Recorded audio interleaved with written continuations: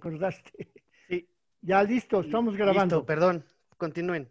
Gracias, Bueno, Jorge. el tema que vamos a ver hoy es el ecumenismo y la mariología. El Concilio Vaticano II fue una reunión de más de 2000 obispos llevada a cabo en Roma durante los años 1962-1965. Este concilio fue convocado por el Papa Juan XXIII el 25 de enero de 1959, fiesta de la conversión de San Pablo.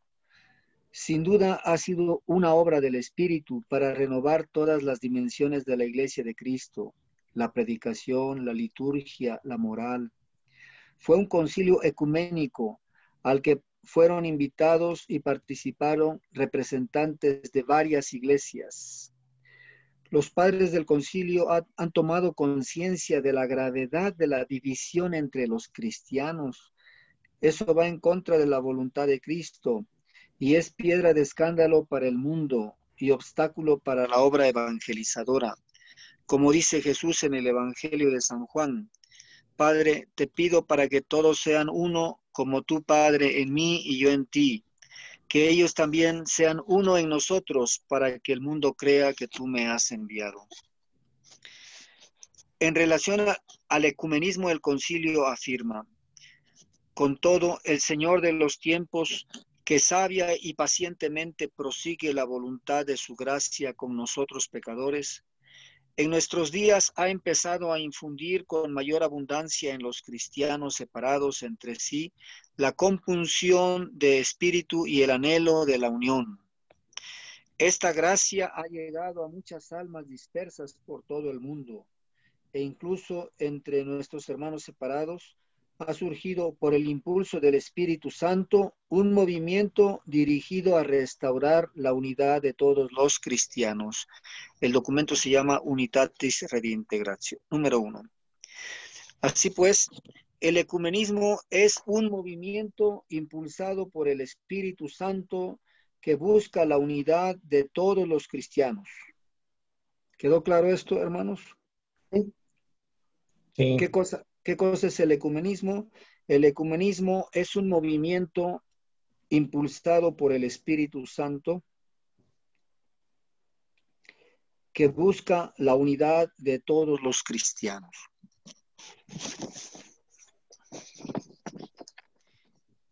Y les decía que este tema se trató en el Concilio Vaticano II.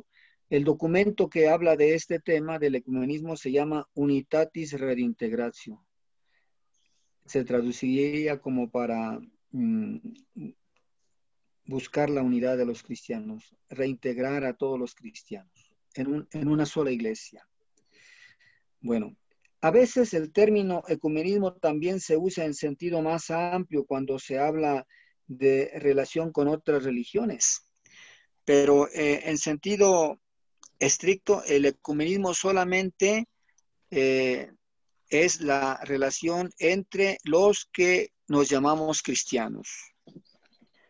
Más bien, el diálogo con otras religiones, eso se puede llamar diálogo interreligioso. Por ejemplo, los musulmanes, los judíos y miembros de otras religiones. ¿Sí? Ahora vamos a ver qué cosa es la mariología. En cuanto a la mariología, es parte de la teología que estudia la persona y la misión de la Virgen María, Madre de Jesús, en la historia de la salvación, tal como aparece en la Sagrada Escritura y en la tradición de la Iglesia. Como tratado sistemático es reciente. A ver, vamos a ver si quedó claro lo de la mariología. ¿Cómo definí yo la mariología? Yo la definí así. Estudia la persona y la misión de la Virgen María, la Madre de Jesús, en la historia de la salvación, tal como aparece en la Biblia o Sagrada Escritura, y también en la tradición de la Iglesia. Bueno, les decía que como tratado teológico es reciente porque fue hasta 1602 que un autor italiano, Plácido Nígido usó por primera vez el término Mariología, aunque ya antes otro teólogo, Francisco Suárez, ya escribió el primer tratado sobre Mariología. El Vaticano II trató el tema mariano dentro de la Constitución dogmática sobre la Iglesia. Hubo una discusión, hermanos. Cuando los padres conciliares se reunieron, ¿se acuerdan que les dije que eran más de 2000? Hubo una discusión. Se preguntaron, ¿dónde vamos a tratar el tema de la Virgen María? Algunos padres decían, bueno, hay que tratarlo por primero y ya luego pues lo dejamos, como diciendo, quitémosnos la de encima. Pero otros padres dijeron, no, es un argumento importante, vale la pena tratarlo con mucha atención. Y finalmente, para no hacerles largo el cuento, hubo una votación y por pocos votos ganaron los padres que querían que el estudio de la Virgen María fuera incorporado en el estudio sobre el misterio de la Iglesia. Por eso, el capítulo 8 de la Lumen Gentium habla sobre la Virgen María y la Lumen Gentium es la constitución dogmática sobre la Iglesia. ¿Sí me expliqué entonces? ¿Dónde se trató el tema mariano en el Concilio Vaticano II? Se trató en la Lumen Gentium, que es la constitución dedicada al misterio de la Iglesia. Perdón, Fray José Luis. Entonces, hasta ese momento, hasta que está este concilio, se empieza a tratar de lleno la Mariología. No, ya les dije. Decir, miren, el tema mariano siempre se ha tratado desde el inicio. Acuérdense de los padres de la Iglesia, desde el siglo II. Ya San Justino y San Irineo hablaban de la Virgen María como la nueva Eva. O sea, el tema mariano se ha tratado muchísimo desde antes. Pero lo que les decía, que como tratado teológico independiente, fue hasta el siglo XVI. Les hablaba de Francisco Suárez y de Plácido Nígido, 1500, 1600. ¿Sí? ¿Sí me expliqué, Lupita? Sí. Bueno, sí, ahora... Sí. Sí. Bueno, ahora sí, lo que les estoy diciendo es importante porque el Concilio Vaticano II, que ha sido el acontecimiento más importante de la Iglesia en el siglo pasado, quería renovar a la Iglesia. Hay que renovarnos para no morirnos, hay que renovarnos. Y se preguntaron, ¿dónde vamos a tratar el tema mariano? Y ya les dije que por pocos votos ganaron los padres que querían que el tema mariano se tratara dentro de la Constitución sobre la Iglesia y no fuera un documento aparte. Porque como es el título del capítulo 8, es así, dice, de la Beata Virgen María, Madre de Dios, en el misterio de Cristo y de la Iglesia. ¿Sí queda claro? Este título es muy importante, dice, de la Bienaventurada Virgen María, Madre de Dios, en el misterio de Cristo y de la Iglesia, capítulo 8 de la Lumen Gentium, así es. Es decir, que el concilio nos da una clave muy importante, nos dice que a la Virgen María no hay que verla aisladamente, sino que siempre hay que verla, ¿dónde?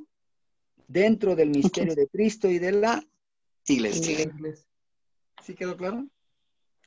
Sí. Bueno, el Papa Pablo VI tiene una afirmación muy, muy bella que hace ver cómo en María se encuentra como en síntesis el misterio de Cristo y de la Iglesia. Fíjense lo que dice el Papa Pablo VI, dice, al decir del Papa Pablo VI, el conocimiento de la verdadera doctrina católica sobre la bienaventurada Virgen María será siempre una eficaz ayuda para la recta inteligencia del misterio de Cristo y de la Iglesia.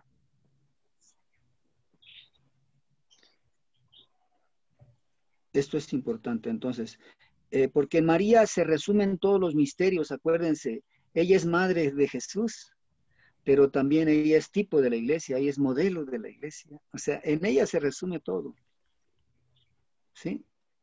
Sí. Bueno, vamos Sí, en bien. la Lumen Gentium va del número 52 al 59, Fray José Luis. Tiene varias partes. Empieza en el 52, el capítulo octavo empieza en el 52, pero Ajá. termina hasta donde termina el documento. ¿Sí me explico? Ajá. Aquí lo tengo a la mano. Mire, empieza en el 52 y termina, déjeme ver. Hasta el 69. 69, esos, hasta el 69. Todos esos números están dedicados a la Virgen María. Son una síntesis de Mariología, muy rica y hermosa. Se las recomiendo. Esa tenemos que estudiarla. Los siervos de María nos la tenemos que saber casi de memoria. Porque ese es un documento básico que nos ayuda a dialogar con nuestros hermanos cristianos. Sí. Sí, vamos a ver entonces.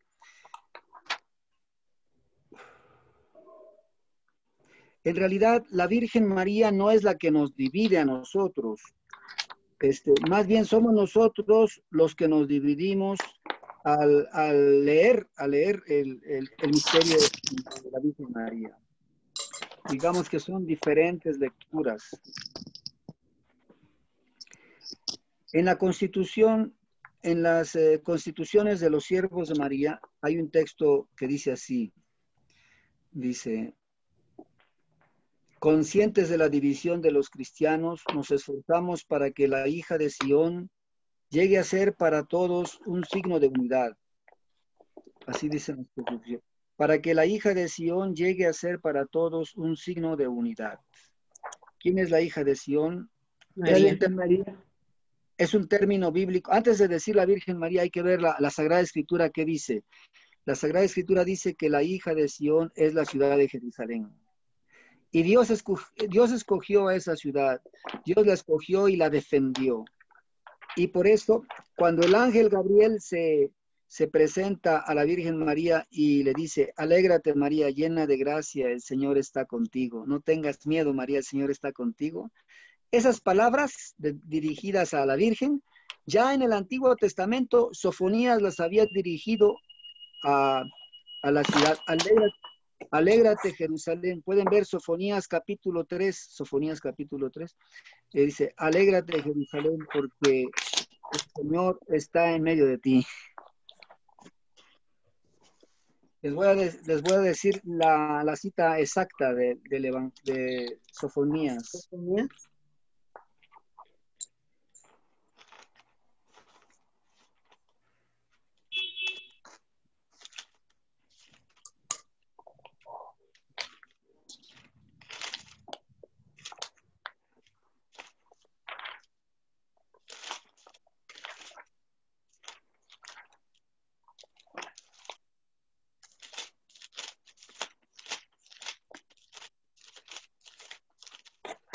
Dice así el texto.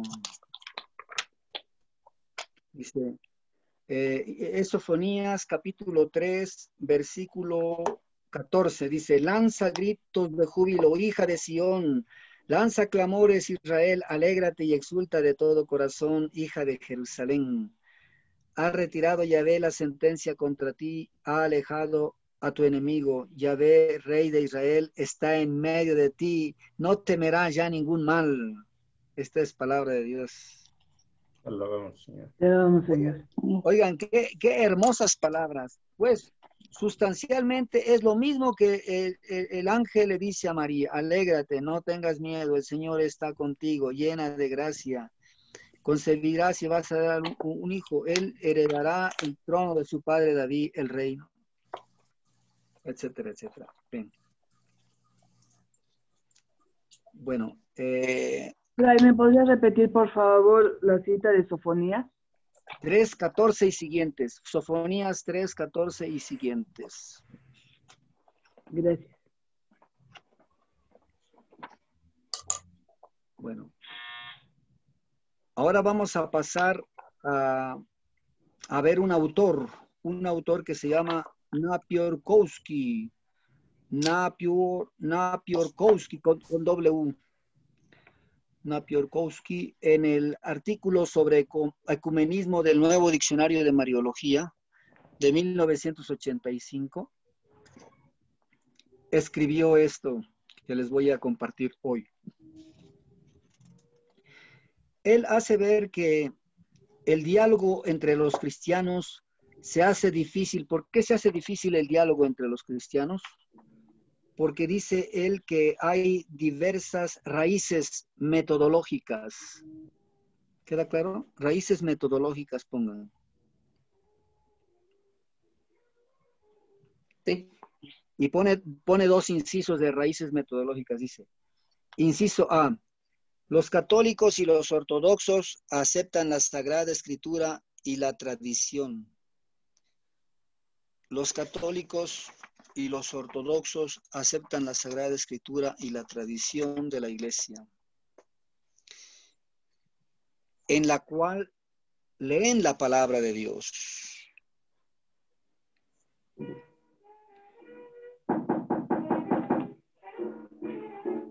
Pueden ver el documento Dei Verbum del Concilio Vaticano II, número 7 y siguientes, donde se habla de esa relación entre la Sagrada Escritura y la tradición.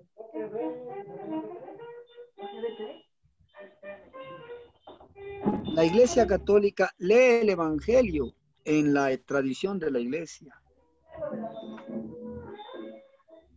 Bueno, además, voy a seguir con el inciso B. Además, tienen diferentes antropologías.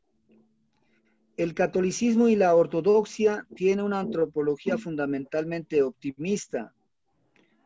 Dios en Cristo ha hecho del ser humano no solo el objeto de su misericordia, sino también el compañero, un sujeto que actúa en el plan de la salvación y puede cooperar en favor de otros.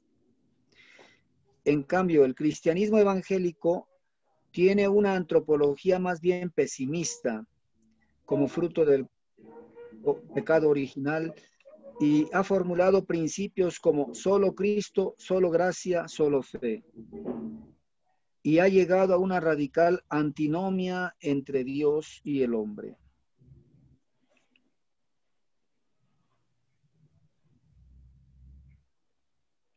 Entonces vemos cómo la raíz antropológica es diferente y eso nos ayuda a ver las diferencias que existen entre ambas posturas. Pasamos a otras raíces. Hasta aquí Estos vienen siendo, perdón, estos vienen siendo los hermanos separados, ¿no? Las diferentes en general, el protestantismo, las iglesias reformadas tienen un concepto muy pesimista del ser humano. El ser humano no puede hacer nada, el ser humano no puede cooperar para nada con Dios. Todo es obra de Dios, por eso sola fe, la sola gracia, solo Cristo. ¿Sí? El ser humano no puede cooperar nada.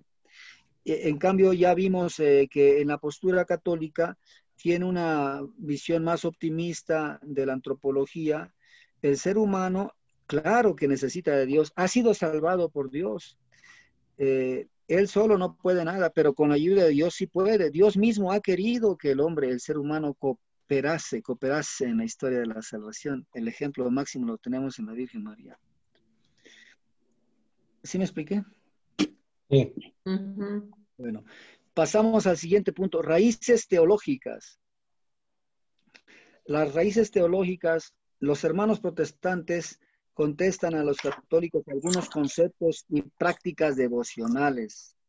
Por ejemplo, dice hipertrofia de especulación y psicologismo, especulación sobre los privilegios marianos y apoyarse mucho en el sentimentalismo hacia la mujer y hacia la madre. Es una de las cosas que ellos nos critican. Efectivamente, el ser humano tiene una psique. Los psicólogos han descubierto que en el ser humano hay arquetipos. Todos tenemos un arquetipo femenino. Sin duda, este tipo responde a las necesidades inconscientes profundas que tiene el ser humano. El ser humano tiene necesidad de ser aceptado, de ser reconocido, de ser alimentado, de ser protegido. Todas esas necesidades profundas, entonces, lo proyectan en una diosa y ahí ven a la Virgen María. Entonces, hay que tener cuidado en eso para no confundir a la Virgen María como si fuera una diosa. Entonces, inciso B, olvido del principio de la jerarquía de verdades. Dice, son más importantes los fines que los medios. Este es otro punto, inciso B de las raíces teológicas, dice, olvido del principio de la jerarquía de verdades. Dicen, son más importantes los fines que los medios. Por ejemplo, algunos hermanos separados dicen, María solamente fue un instrumento, pero la finalidad era que Dios quería salvar a la humanidad. No, María nada más fue un instrumento. De acuerdo, María fue un instrumento, pero un instrumento escogido por Dios lleno de gracia. Y además, Dios no es como los hombres que, ¿cómo se dice? Que usan y tiran, ¿no? Usan y tiran, sino que Dios respeta la dignidad de la persona humana. No nos trata como cosas, sino como personas. Inciso C. Monoideísmo mariológico. Efectivamente, Cristo es el centro, pero afectivamente parece que es la Virgen. Y justificando esto con la sentencia de que María nos lleva a Jesús, olvidando que Jesús nos invita a ir directamente hacia Él. Una vez dialogué con un hermano protestante y él me decía, una hermana protestante me decía, yo no necesito de la Virgen María para estar en contacto con Jesús, yo puedo ir directamente a Jesús. Es cierto porque la Biblia así lo dice. Jesús dice, vengan a mí todos los que están cansados y fatigados y yo los aliviaré. Para ir directamente a Jesús yo no necesito de la Virgen María, decía mi hermana protestante. Es cierto. Pero si usted reflexiona bien en el fondo, ese cuerpo, esos ojos, esa humanidad de Jesús, ¿quién se la dio? ¿Quién le dio esa humanidad de Jesús? María. Oye, o sea, implícitamente ahí está María. Implícitamente. Todo encuentro con Jesucristo implícitamente implica a María. Sí, pero como les decía, hay que tener cuidado porque dice, efectivamente Cristo es el centro, pero afectivamente María es el centro. Esa sería una desviación, porque psicológicamente nos sentimos más a gusto con la mamá, ¿verdad? Porque la mamá nos apapacha, nos acaricia, nos da leche, nos abraza, nos da de comer, nos da calor. Entonces, pero en el Evangelio no debemos ver como si estuvieran contrapuestos la Virgen María y Jesús, no. ¿Quién es el que nos da amor? ¿Quién es el que nos da la gracia de Dios, el perdón de Dios? Vengan a mí todos los que están cansados y agobiados, y yo les daré descanso. Aprendan de mí que soy manso y humilde de corazón. Es Jesús, es Jesús. Entonces, hay que tener cuidado de que decir, no, yo mejor me voy con la mamá y dejo a Jesús, ¿no? Eso sería un error, porque la mamá quiere que vayamos con Jesús. En el misterio de la encarnación, Dios quiso servirse de una mujer, pero para darnos a su Hijo, y la salvación está en su Hijo. Jesús es el único Salvador. María no es la Salvadora, María coopera, María ha cooperado con mucha alegría, con mucha humildad, con mucha fe, ha cooperado al misterio de la encarnación. Pero el Dios con nosotros, el Dios que nos viene a salvar es Jesús, eso está claro.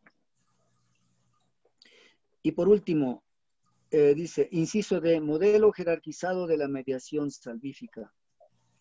San Pablo en la primera Timoteo 2.5, San Pablo en la primera Timoteo 2.5, dice que hay un solo mediador entre Dios y los hombres, Cristo Jesús, hombre. Fíjense lo que dice. Hay un solo mediador entre Dios y los hombres. ¿Quién es? Cristo Jesús, hombre. ¿Qué quiere decir eso? que si Jesús no fuera hombre, ¿sería mediador? No.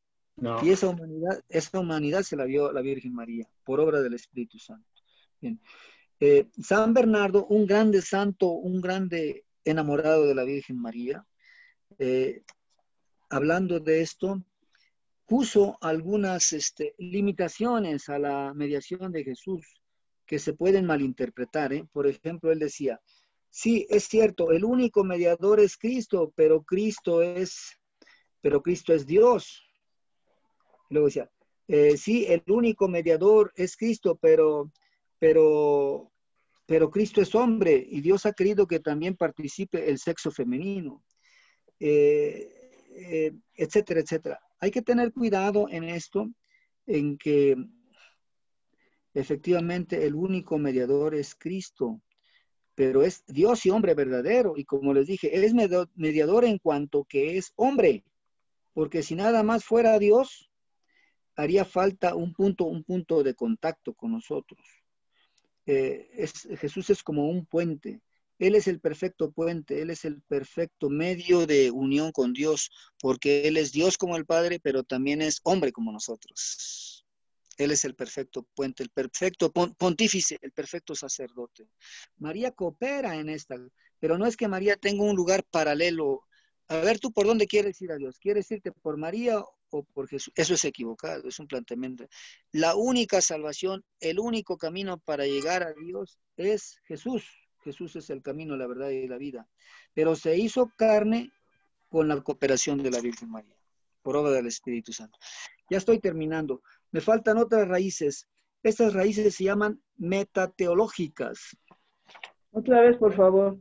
A ver, antes de pasar a las terceras, a las raíces metateológicas, vamos a ver si quedó claro lo de las raíces teológicas. ¿Cuántas fueron las raíces teológicas? Primero dijimos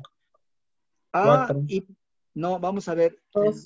Sí, fueron 4, dice. Primero, hipertrofia de especulación y psicologismo cuando se hablaba de la mujer y de la madre. Inciso B, olvido del principio de la jerarquía de verdades que son más importantes los fines que los medios.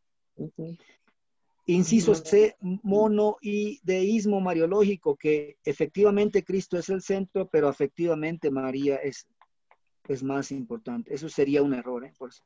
Y luego dice, modelo jerarquizado de la mediación salvífica. Sí, es el único mediador, pero Jesús es hombre, Jesús es Dios, como que eso lo aleja de nosotros.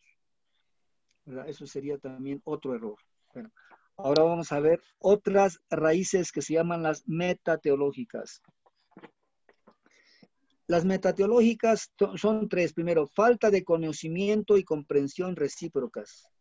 Inciso A, falta de conocimiento y comprensión recíprocas.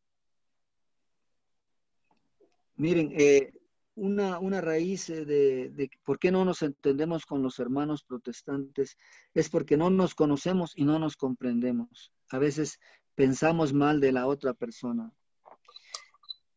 Inciso B, la actitud anti, es decir, polémica, que no permite escuchar al otro. También este es otro obstáculo. Este es otro obstáculo para una buena relación con nuestros hermanos separados. La actitud anti, la actitud polémica, que no soy capaz de escuchar al otro. ¿Sí queda claro? Sí. Inciso C dice, la relación usus-abusus. Fíjense lo que dice, la relación usus-abusus. Los reformadores abandonaron la práctica, el usus, a causa de los abusos. ¿Sí queda claro esto? Voy a explicarlo con un ejemplo. Voy a poner un ejemplo, miren.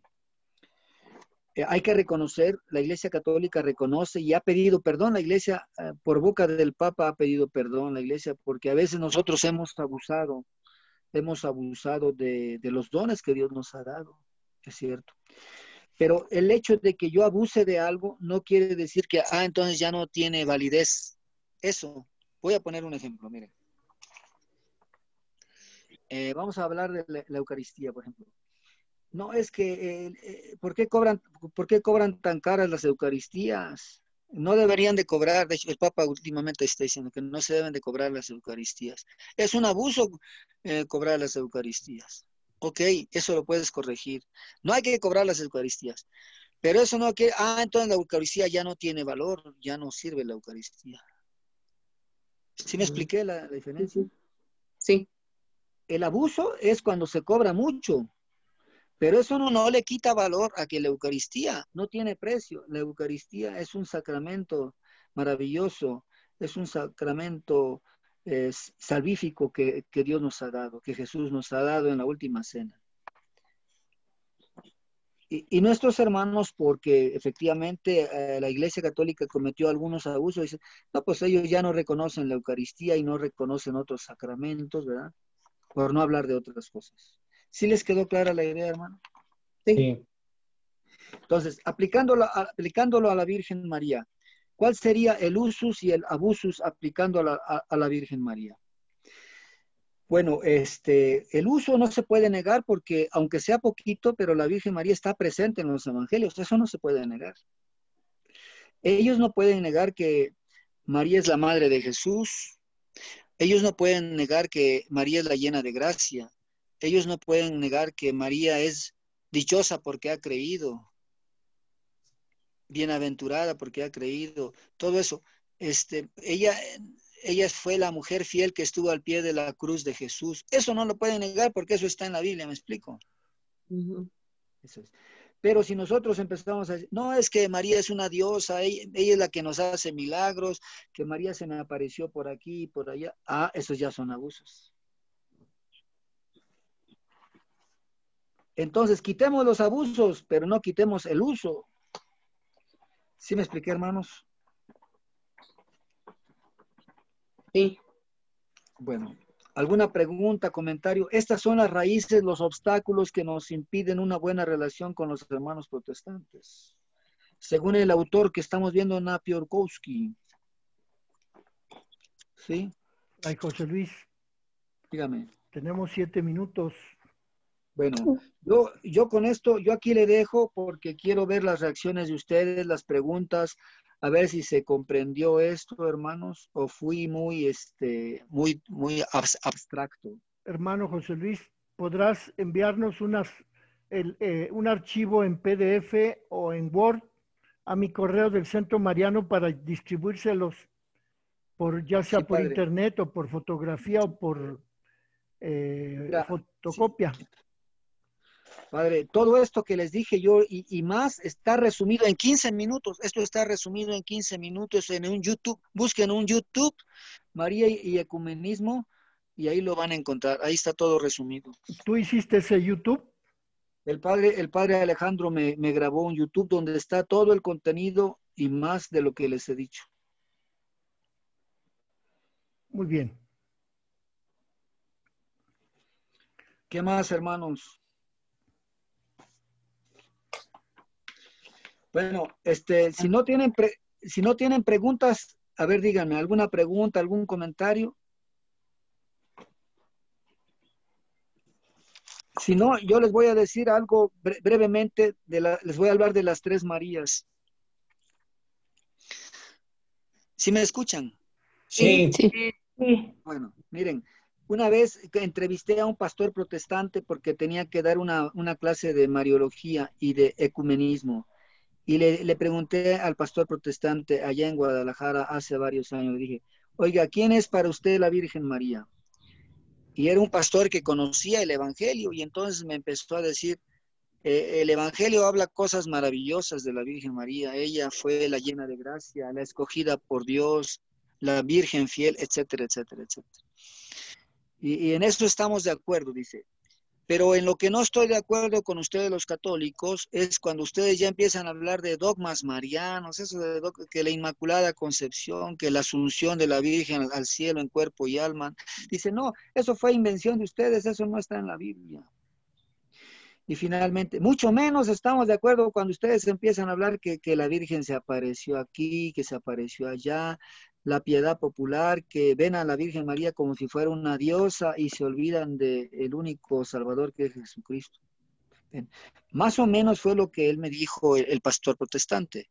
¿Ustedes qué opinan de esto? ¿Son 3 Marías o en realidad es una sola Virgen María que ha tenido un proceso a lo largo de la historia de la iglesia? Es una sola Virgen María y ha tenido el proceso. Muy bien, muy bien. Digo, Bueno, es exactamente. ¿Qué más? A ver, díganme, hermano.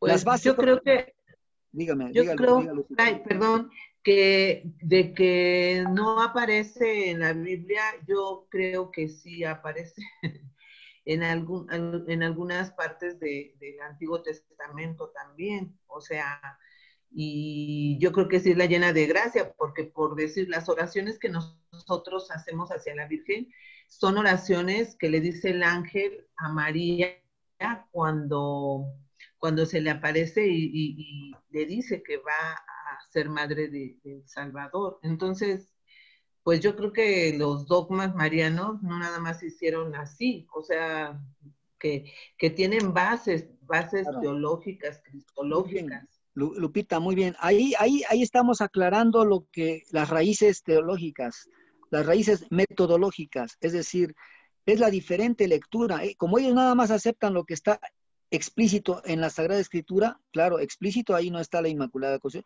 pero sí está implícito, porque en la Sagrada Escritura están las semillas que después, con la ayuda del Espíritu Santo, la Iglesia ha ido comprendiendo poco a poco. O sea, tienen bases bíblicas. Los dogmas marianos tienen bases bíblicas, no son invención de la Iglesia.